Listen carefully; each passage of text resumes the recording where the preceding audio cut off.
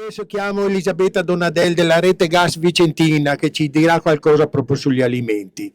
Tieni Elisabetta, tieni davanti così. Sì, in verità, visto che ha già parlato Tito degli alimenti, io vorrei invece concentrarmi su un'altra parola che secondo me oggi, almeno per quanto mi riguarda, è prioritaria.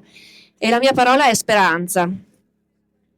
Parlo di speranza e penso a tutte le persone che sono venute qua oggi e credo che tutte le persone che sono qui oggi sono qui perché hanno ancora la speranza. Hanno ancora la speranza che ci possa essere una giustizia, che ci possa essere un mondo migliore, un mondo sano e di poter lasciare alle future generazioni qualcosa di meglio di quello che si prospetta in questo momento.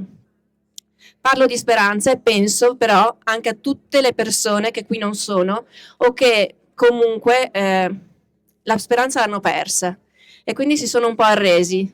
Pensano che si dovrebbe andare in una giusta direzione, ma vedono che le scelte vengono fatte nella direzione opposta e pensano che il nemico, chiamiamolo così, sia troppo forte e quindi hanno gettato la spugna.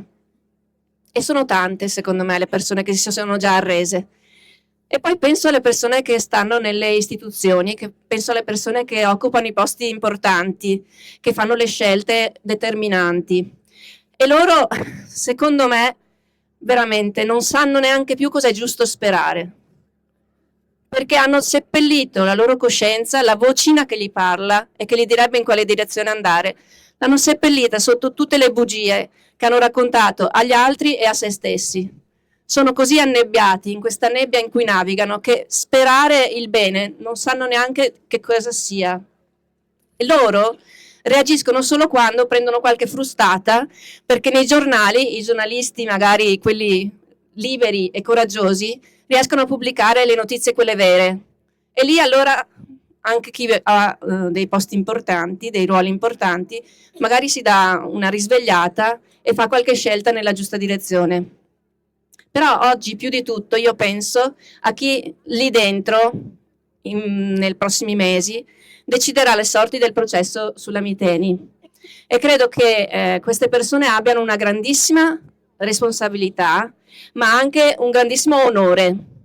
E io penso che sia un grande onore quando hai la possibilità di ridare la speranza a chi l'ha perduta, a chi si è arreso, di confermare a tutte le persone come quelli che sono qui oggi che la speranza in realtà hanno fatto bene a nutrirla perché andava nutrita e non era invano che è stata nutrita, e poi magari anche di dare una scrollata a quelli che si sono un po' nascosti credendo che tanto la giustizia non li avrebbe raggiunti e magari invece sarebbe la cosa buona che si rendessero conto che grazie proprio a un esito di questo processo come noi sappiamo dovrebbe essere, poi vedremo se lo sarà, però lo speriamo, appunto, abbiamo la speranza. Ecco, forse magari questo è l'inizio di una serie di scelte che non vengano più fatte nel nome del profitto e magari potrebbe anche mettere in discussione un po' tutta questa settore della produzione, settore chimico, diciamo in questo caso, questa lobby della chimica che si sente di poter fare le scelte liberamente perché crede che poi non ci saranno delle conseguenze.